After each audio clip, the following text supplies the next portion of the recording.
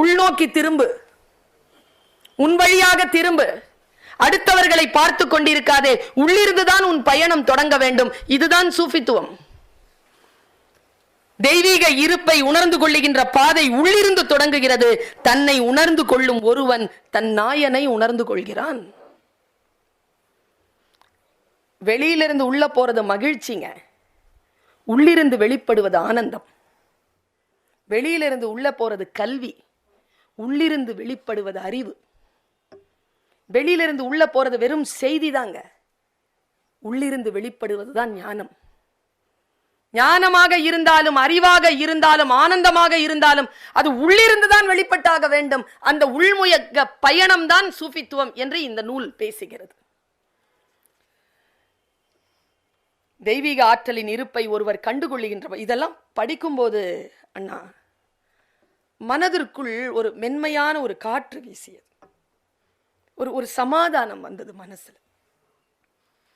ஒரு நூல் இந்த அறத்தை தான் செய்துவிட முடியும், வாசிப்பவர்களுக்கு ஒரு சமாதானத்தை ஏற்படுத்துவது.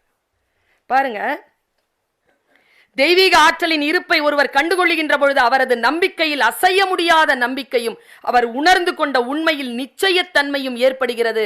அதன் பிறகு ஒருவர் முழுமையாக தன்னை எல்லாம் வல்லவனிடம் ஒப்படைத்து விடுகிறார். எப்படி தெரியுமா? என்ன ஒரு அழகு பாருங்க. இது இந்த ஐயாவை தான் சொல்லணும், இவ்வளவு அழகா எழுதியிருக்காரு. அவருடைய தகப்பனார் ஹசரத் என்ன சொல்றாரு தெரியுமா? ஒரு மழை துளி கடலில் கலக்கின்ற பொழுது தன் அடையாளத்தை தொலைப்பது போல ஒரு மனித மனம் இறைவனோடு கலந்து தன் அடையாளத்தை தொலைக்கிறது. என்ன அழகுங்க! இது புரிஞ்சிருச்சுன்னா போதுமே, நான் என்கின்ற அகங்காரம் இல்லாமல் போகுமே. இதை பேசுகிறது இந்த நூல். தன்னலமற்ற அடாடாடா என்ன சொல்லது. நான் ஆசிரியருங்க, இங்க இருக்கக்கூடிய ஆசிரியர்கள் இருக்கிறார்கள், நிறைய பேர் இருக்கிறார்கள். இன்றைக்கு பணிவு இல்லைங்க குழந்தைகள் கிட்ட. ஒரு டீச்சரை பார்த்தா உடல்ல ஒரு சின்ன அசைவை காட்டுவோம், நாம ஒரு பணிவை காட்டுவோம். பாப்பா உள்ள நுழையிறாரு அப்படின்னாலே டக்குன்னு ஒரு சின்ன அசைவு வரும் உங்க வீட்டுல. என்னுடைய தாயார் கீழே உட்கார்ந்து இருக்கின்ற பொழுது நான் நாற்காலில் உட்கார்வதில்லை. என் தாயாரோ தந்தையாரோ கீழே உட்கார்ந்து இருக்கின்ற பொழுதோ, முன்னால் உட்கார்ந்து இருக்கின்ற பொழுதோ அவர்கள் பக்கமாக கால் நீட்ட மாட்டோம். இங்க வடக்குல தான் கால் நீட்டி படுக்க கூடாதும்பாங்க, குத்துபும்பாங்க. கிப்லா பக்கத்துல ஏங்க கால் நீட்ட மாட்டான்? ஒரு மரியாதை இல்லையா? ஒரு சின்ன ஜெஸ்டர் தானே. என்ன சயின்டிபிக் ரீசன்லாம் தெரியாது. ஏன்னா மரண படுக்கையில மட்டும் அந்த பக்கமா காலை நீட்டி தான் படுக்க வைக்கிறாங்க. ஏன்னா அந்த பக்கமா தான் தூக்கி நிறுத்தி உட்கார வைப்பாங்கன்ற ஒரு நம்பிக்கை. இதெல்லாம் எதுல சேர்த்தின்னு எனக்கு தெரியாது, ஆனா செய்யறோமா இல்லையா? என்னுடைய தகப்பனார் ஒரு உருது கவிஞர். அவர் சொன்னார், ஆஜீசி அதத் பாட்ஷாயி, பணிவுதான் ராஜ குணத்தின் முதல் தகுதி. ராஜனாக நீங்கள் இருக்க வேண்டும் என்றால் முதலில் உங்களிடத்தில் வர வேண்டியது பணிவு. அந்த பணிவை குறித்து பேசுகிறார். கீழ்ப்படிதல். கீழ்ப்படிதலும் என்ன கீழ்ப்படிதல் பார்த்துட்டு நம்ம யுகபாரதி சார் வந்து ஒரு விஷயத்தை அடிக்கடி சொல்லிட்டு, ஒரு வாட்டி சொல்லிட்டு முடிச்சிடணும். சில விஷயங்களை திருப்பி திருப்பி பேசினா பதில் சொல்லுவோம். இவரை குருவா ஏத்துக்க முடியலையா அவரால்? போங்க, முடியல. ஏன்னா அப்படின்னு அவர் காரணம் சொன்னார் பாருங்க. அதுலதான் எனக்கு கொஞ்சம் கேள்விகள். ஏன்னா நான் அவரை கேள்வி கேட்கிறேன். உங்களுக்கு ஒரு விஷயம் தெரியுமா? யாரிடம் கேள்வி கேட்டுவிட முடியுமோ, கேள்வி கேட்டால் யாரிடம் இருந்து பதில் வந்து விடுமோ, நாம் பதில் சொன்னால் அந்த பதிலிருந்து எவன் ஒருவன் கேள்விகளை கேட்டு விடுவானோ அவன்தானே குரு. அவன்தானே குரு. உங்களுக்கு இன்னும் குரு கிடைக்கவில்லை. ஏன் தெரியுமா? நீங்கள் எந்த குருவையும் தேடி போக வேண்டாம். ஏனென்றால் எந்த சீடனும் குருவை கண்டடைவது இல்லை. சீடன் தயாராக இருக்கின்ற பொழுது குரு வந்தடைகிறார். நீங்க தயாரா இருந்தீங்கன்னா வந்து சேர்ந்துருவார் அவர். நீங்க போய் தேடிக்கொண்டு போக வேண்டாம். போன தப்பான ஆளோட போய் சேர்ந்துருவீங்க. அது இவரா இருந்தாலும் சரி. நீங்கள் தயாராக வேண்டும். அந்த மனநிலை, தன்னலமற்ற கீழ்ப்படிதல். எனக்கு இந்த சொல் ரொம்ப பிடிச்சது. ஏன் தெரியுமா? பிள்ளைகள் நம்மிடத்தில் கீழ்ப்படிதலாக இருக்கிறார்கள். காரணம், அவர்களுக்கு ஒரு நோக்கம் இருக்கிறது. மாணவர்கள் ஆசிரியர்களிடத்தில் கீழ்ப்படுகிறார்கள். அவர்களுக்கு ஒரு நோக்கம் இருக்கிறது. நோக்கம் இல்லாத கீழ்ப்படிதல், தன்னலமற்ற கீழ்ப்படிதல், அதுதான் சரண். அதற்கு பேர் தான் இஸ்லாம். எந்த ஒரு நோக்கமும் இல்லாமல் இறைவனிடத்தில் முழுமையாக கொண்டு போய் தன்னை சேர்த்து கொள்ளுதல். இதை பற்றி முழுமையாக இந்த நூல் விவாதிக்கிறது. அதனால் இளைஞர்கள், முக்கியமாக இளைஞர்கள் கையில் இந்த நூல் இருக்க வேண்டும் என்று நான் விருப்பப்படுகிறேன். மௌலானா ரூமி அவர்கள் இதை சொல்லும் பொழுது ஒரு விஷயத்தை சொல்றேன், முடிஞ்சா அவருக்கு டிரான்ஸ்லேட் பண்ணிடுங்க. நான் என் ஞான தந்தையாக கருதுகின்ற என்னுடைய தகப்பனாரை போல் நான் நேசிக்கிற ஒரு மனிதர் தான் கவிக்கோ அப்துல் ரஹ்மான் அவர். அவர் சமீபத்தில் இறைவனடி சேர்ந்திருக்கிறார். அவர் இறப்பதற்கு முன்னால் ஒரு 20-25 நாட்கள் இருக்கும். சொன்னார், உன்னை பார்க்க வேண்டும், நீ வர முடியுமா என்று கேட்டார். நான் அந்த பனையூருக்கு என் தாயாருடன் சென்றிருந்தேன். அவர் சொன்னார், நீ வீட்டிற்கு போ, உன்னிடத்தில் சில விஷயங்களை நான் அனுப்புகிறேன் என்று சொன்னார். நான் வீட்டிற்கு போனேன். 3 நாட்களில் அவரிடமிருந்து தொலைபேசியில் ஒரு தொலைபேசி அவரிடமிருந்து வந்தது. ஒரு 1900 ரூபாய் வைத்திருக்கிறாயான்னு கேட்டார். வச்சிருக்கேன் வாப்பான்னு. ஒருத்தர் வருவார், அவர் கையில் கொடுத்துருன்னார். சரி வாப்பா. என்னுடைய வாசலுக்கு வந்தார் ஒருவர். அவர் கையில் 4 நூல்கள், மஸ்னவி, மௌலானா ரூமி அவர்களுடைய மஸ்னவி. அந்த நூலை எனக்கு சொன்னார், நீ எதேதோ பேசுகிறாய், எங்கெங்கோ போகிறாய், நீ எதையோ தேடிக்கொண்டிருக்கிறாய், ஏதோ ஒரு நிலையில் நீ உன்னை நிறுத்தி கொள்ள வேண்டும் என்றால் நீ மஸ்னவியை தொடங்கு என்று எனக்கு வழிகாட்டிய என் குரு கவிக்கோ அப்துல் ரஹ்மான். அந்த ரூமியை நான் வாசிக்க தொடங்கிய ஒரே வாரத்தில் நம்முடைய அக்பர் அலி அவர்கள் சாட்சி, எங்களுடைய கல்லூரியில் மௌலானா ரூமி அவர்களுடைய 22வது வழி பெயர்த்தி அவர்கள் இஸ்தான்புலில் இருந்து வந்திருக்கிறார்கள். அவரை எங்களுடைய மூசா ரசா சாஹிப் அவர்கள் அழைத்து ஒரு நிகழ்ச்சியை ஏற்பாடு செய்திருந்தார். அப்பொழுது அந்த தாயார், அவருடைய அந்த பெயர்த்தி ரொம்ப வயதானவர்கள். அவர் ரூமியினுடைய ஒரு மிக முக்கியமான சூஃபி தத்துவத்தை அவர் சொன்னார். பெண்களை பற்றி ரூமி எழுதியிருக்கக்கூடிய வாசகத்தை சொன்னார். அவர் சொன்னார், காட்டு மிராண்டிகள் தான் பெண்களை ஆளுமை செய்ய துடிக்கிறார்கள். காட்டு மிராண்டிகள் தான் பெண்களை ஆக்கிரமிப்பு செய்ய வேண்டும், ஆளுமை செய்ய வேண்டும் என்று துடிக்கிறார்கள். ஞானிகள் அவர்களுக்கு அடங்கி போகிறார்கள் என்று எழுதினாராம். நான் இதை கவிக்கோ வாப்பாட்ட சொன்னேன். கவிக்கோ வாப்பா சொன்னார், சபாஷ், சரியா சொல்லியிருக்கார் ரூமி, உண்மைதானே. பெண்களிடத்தில் அடங்கி போனால் தானே அவர்களை ஆக்கிரமிப்பு செய்ய முடியும் அப்படின்னாரு அவரு. இந்த ரூமி இருக்கிறார்ல, மௌலானா ரூமி, அவர் ஒரு புரட்சியாளர். என்ன கேட்டா ஒரு மிசைல் உள்ள வந்து எப்படி வரோன்னு தெரியாது, எப்படி அடிக்கிறார் பாருங்க மௌலானா ரூமி. நானும் நீங்களோ பேசுவதற்கு கூட அச்சப்படுகின்ற விஷயத்தை, ஞானிகள் இல்லையா, ஞானிகள் குழந்தைகள் போல், பெறுவதற்கும் இழப்பதற்கும் அவர்களிடத்தில் ஒன்றும் கிடையாது, பயமற்றவர்கள், இறைவனோடு நேரடியாக பேசக்கூடிய தகுதி படைத்தவர்கள். எப்படி பேசுறார் பாருங்க. ஆரம்பத்தில் நீ களிமண்ணாக இருந்தாய், இது ஒருத்தருக்கு சொல்ற பதில். தாது பொருளில் இருந்து தாவர பொருளாக மாறினாய், தாவரத்தில் இருந்து மிருகமாகவும் மிருகத்தில் இருந்து மனிதனாகவும் மாறினாய். இக்காலகட்டங்களில் எங்கேயோ போய்கொண்டிருக்கிறாய் என்பது உனக்கு தெரியாது. எனினும் ஒரு நீண்ட பயணத்திற்கு நீ எடுத்து செல்லப்பட்டாய். இன்னும் கடக்க வேண்டிய உலகங்கள் 100 கணக்கில் உள்ளன என்று டார்வினுக்கு பல நூற்றாண்டுகளுக்கு முன்னால் பதில் சொன்னவர். அவர் சொல்லுவது இந்த ஸ்தூல உடம்பை பற்றி அல்ல. அவர் சொல்லுவது நம்முடைய அடுத்த நிலைக்கான வளர்ச்சி, மனிதனுக்கு அடுத்த கட்டத்திற்கான வளர்ச்சிக்கான சாத்தியங்கள் உண்டு. அந்த சாத்தியங்களில் அவன் ஈடுபட்டால் அடுத்த நிலைக்கு அவன் தன்னை உயர்த்தி கொள்ளலாம் என்கின்ற மாபெரும் ஞானத்தை முன்வைக்கிறார் மௌலானா ரூமி. அதை இந்த நூலிலே பதிவு செய்கிறார் நம்ம உள்ளூர் ரூமி. அதை மிக சிறப்பாக சொல்லுகின்ற பொழுது எனக்கு எப்பவுமே ஒரு கியூரியாசிட்டி. பெண்களை அழைக்க மாட்டார், இங்கெல்லாம் அழைச்சிரும். சாதாரணமாக பெண்களுக்கான இடம் ஒரு நிலையில் தான் வைத்திருக்கிறார்கள். எனக்கு ஒரு வெளிச்சமா இருந்ததுங்க, இந்த பகுதியை கண்டிப்பா போகும்போது இந்த புக்கை காசு கொடுத்து வாங்கிட்டு போங்க.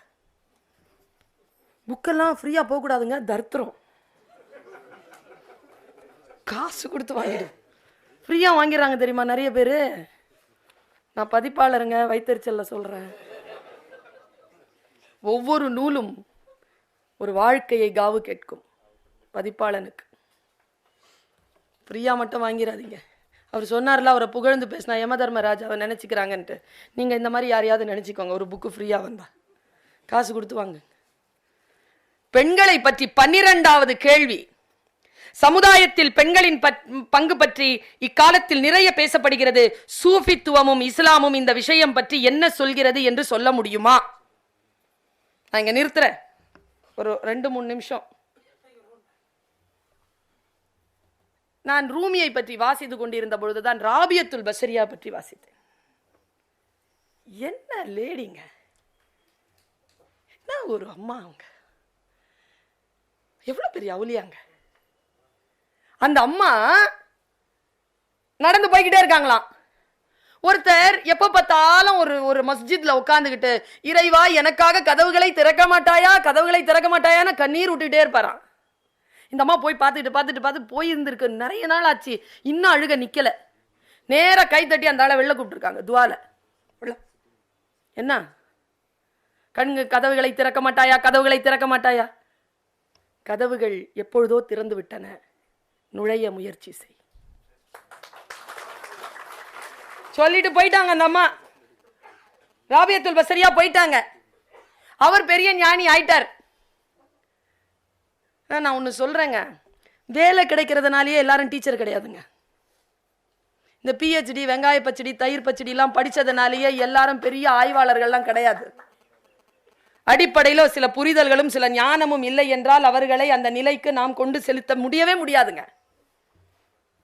ஒரு தாயாகவும் தந்தையாகவும் இருப்பது என்பது இயற்கை கொடுக்கின்ற ஒரு பயாலஜிக்கல் ஃபேக்டர் கிடையாது. அது மிகப்பெரிய பொறுப்பு.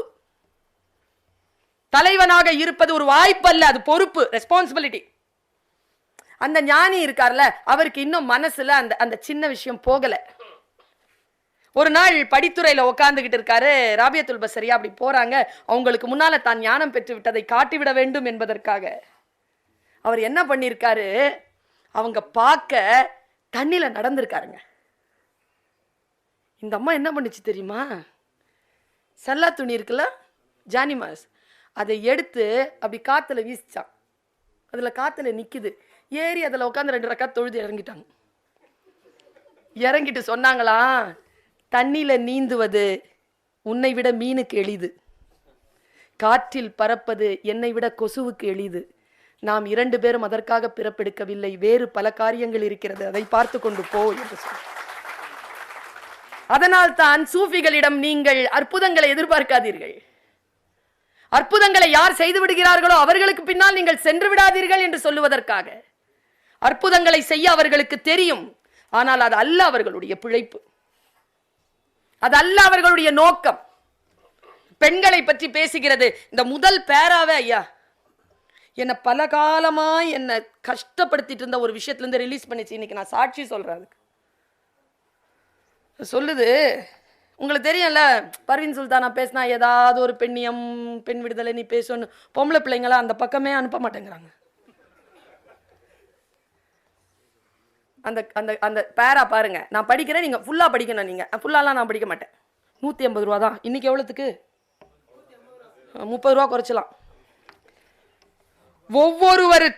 பாருங்க, ஒருவருக்கொருவர் துணையாகவும். ஹஸ்ரத் சொல்ற விளக்கம், பெண்ணை பற்றிய விளக்கம். ஐயா சொன்னாரு, மனசு ரொம்ப நெகிழ்ந்துருச்சுங்க. எத்தனை பேருக்கு புரிஞ்சுதுன்னு தெரியல. அது என்ன, இந்த எல்லாருக்கும் 50, 55, 60 வயசுல புரியுது நீங்க சொல்றது. 30, 35 வயசுல புரியணுங்கிற நான். என்னன்னா, மனைவி கூப்பிட்டா தோ வரேன் அப்படின்னு மரியாதையா சொல்றது. above 40ல, above 50, 60ல வாய்ப்பு கிடையாது, சொல்லித்தான் ஆகணும். அந்த அம்மா தான் பார்த்துக்கோ எல்லாம், இல்லைன்னா வாய்ப்பு. அப்போ சொல்லுங்க. நான் என்ன சொல்றேன், 30, 35லயே சொல்லுங்கிறேன். அம்மா கூப்பிட்டியா என்ன ரஜான்னு சொல்லிட்டு எழுந்திருச்சு வாங்க. அதுக்காக தான் சொல்ல, இளைஞர்களே இந்த புத்தகத்தை வாசியுங்கள், இதயத்தை நோக்கி திரும்புங்கள்.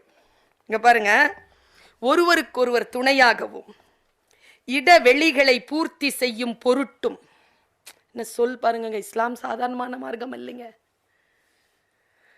The best religion under the sky is Islam. The worst followers are Muslims. Bernard Shaw. ஒருவருக்கொருவர் துணையாகவும் இடைவெளிகளை பூர்த்தி செய்யும் பொருட்டும் ஆண்களும் பெண்களும் சமமாகவே ஒரே ஆன்மாவிலிருந்து படைக்கப்பட்டவர்கள் என்று திருக்குரான் கூறுகிறது. முடிஞ்சதுங்க, தலை நிமரலாம் நாம எல்லாம். முதல் மனிதர் ஆதாமின் விலா எலும்பிலிருந்து இறைவன் பெண்ணை படைத்ததாகவோ, அதனால் ஆணை விட பெண் தகுதியில் குறைந்தவர் என்றோ, ஆணை விட கீழ்நிலையில் உள்ள ஆணுக்கான துணை என்றோ இஸ்லாமோ சூஃபித்துவமோ சொல்லவில்லை. இது வரணும் பேப்பர் நியூஸ்ல. இந்த செய்தி நான் பேசினதா கூட வர வேண்டாம், அது நான் பேசினது இல்லை, இந்த புத்தகத்தில் இருக்கிறது. சொல்லணுங்க இந்த உலகத்துக்கு. ஆணுக்கு பெண் சரி நிகர் சமானமாக. தலபுல் இல்மி ஃபரீதத்துன் அலா குல்லி முஸ்லிமின் வ முஸ்லிமத்தின். ஆணாகவும் பெண்ணாகவும் பிறந்திருக்கக்கூடிய இஸ்லாமியர்கள் அனைவருக்கும் கல்வி என்பது கடமையாக்கப்பட்டிருக்கிறது. இதுதானங்க இஸ்லாம். இந்த சமதர்மத்தை, சமநிலையை பேணுகின்ற அந்த நிலை சூஃபித்துவத்தை பொறுத்தவரை நேர்மை, தகுதி, தாகம் ஆகியவற்றின் அடிப்படையில் மாணவர்கள் தேர்வு செய்யப்படுகிறார்கள். அவர்கள் மதம், நிறம், கலாச்சாரம், பாலினம் போன்றவர்களால் தேர்ந்தெடுக்கப்படுவதில்லை. நமக்கு கூடுதலான ஒரு செய்தி சொல்லவா பாருங்க. இது எப்படிதான் நீங்க ஒத்துக்கிறீங்க, ஆனா இவர் ஒத்துக்குவார். ஏன்னா இவர் சில நிலைகளை கடந்தவர். சாதாரணமா இருந்தா கூட அப்படி ஸ்கிப் பண்ணிட்டு போயிடுவோம். சார்பு தன்மை கொண்டவர்கள். என்ன சொல்லு பாருங்க. ஒரு சூஃபித்துவ சாதகர் ஆணாக இருந்தாலும் பெண்ணாக இருந்தாலும் அவரால் மிக உயர்ந்த ஆன்மீக நிலைகளை அடைய முடியும். பெண் இறை நேசர்கள், அவுலியா பலரை வரலாறு நெடுக்க காண முடிவதே இதற்கு சான்று. இன்னும் சொல்ல போனால் சில சமயங்களில் ஆண்களை விட பெண்களே மிக விரைவாக ஆன்மீக நிலைகளில் முன்னேற்றம் அடைகிறார்கள். என்ன சொல்லுங்க இது? நீங்க மட்டும் கை தட்டுறீங்க பாருங்க. இதுல சொல்லி இருக்குதுங்க. நான் என்ன நானாவா சொல்றேன்? நானா சொன்னாலும் அது பரவாயில்ல. அடுத்தடுத்து சொல்லுவதற்கு நிறைய குறிப்புகளை எடுத்துக்கொண்டு வந்தேன். ஐயா, நான் முழுமையாக படித்தேன். எப்பெல்லாம் ஞானம் கிடைச்சிரும்? எவ்வளவு சில ஐயோ அல்லாவே. இதுல என்னன்னா 2 குரங்கு இருந்துச்சாங்க. இந்த 2 குரங்குல ஒரு குரங்கு சீனியர் குரங்கு. இந்த சீனியர் ஜூனியர் ப்ராப்ளம் இருக்குல்ல, பயங்கர ப்ராப்ளம் அது. சீனியர் குரங்கு அதுக்கிட்ட ஜூனியர் குரங்கு கேட்டுச்சான், நான் குறும்பயிர் சாகுபடி பண்ணியிருக்கிறேன், 3 மாசத்துல பயிர் வளரணும், என்ன பண்றதுன்னு சொல்லு. அவன் சொல்லி கொடுத்துட்டான். இவன் போனான். 3 மாசம் கழிச்சு தான் பயிர் அழுகி போச்சு. என்ன, நல்லா தண்ணி ஊற்றிருக்க மாட்டேன். ஊத்துனே. எத்தனை பக்கெட் ஊத்துன? நீ சொன்ன மாதிரி தான் 8 பக்கெட்டு. எத்தனை நாளைக்கு ஊத்துன? டெய்லி ஊத்துன? அழுகி போயிருக்கோம். இல்லையே, டெய்லி எடுத்து பார்த்தனே. இதுதான் அவசரங்க. அப்பா வாங்குற பென்ஷன் பணத்துல 10 மடங்கு அதிகமா முதல் மாச சம்பளத்திலே வாங்கிடணும். 10 20 மாதிரி இருக்குது, 20 40 மாதிரி இருக்குது, 40 60 மாதிரி இருக்குது. நான் ஒன்று சொல்றேன், அந்த வயசுல அந்த மாதிரி பேச முடியுமா? அப்படிலாம் விட்டுருங்க. முதல்ல அந்த வயசு வரைக்கும் போக முடியுமா? இன்னைக்கு இருக்கிற மனநிலையில வயதானவர்களை பார்த்தாலே வாஞ்சையாக இருக்கிறது. ஏனென்றால் அவசரம். ஞானம் பெறுவதற்கு காலம் எல்லை கிடையாது.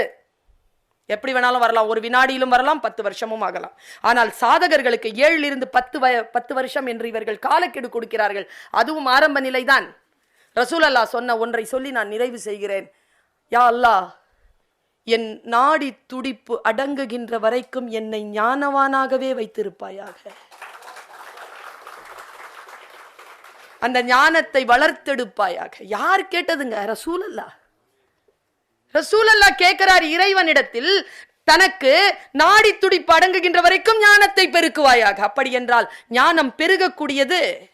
அடுத்தடுத்த கட்டத்திற்கு நம்மை அழைத்து செல்லக்கூடிய வல்லமை படைத்தது. அந்த ஞானத்தை நோக்கிய ஒரு பயணமாக இந்த நூல் இருக்கிறது என்பதனால் இந்த நூலை நான் மிக மிக நேசிக்கிறேன். நீங்கள் எல்லோரும் வாசிக்க வேண்டும் என்று நான் பரிந்துரை செய்கிறேன். இந்த நூலை யாருக்கு சமர்ப்பித்திருக்கிறார்கள்?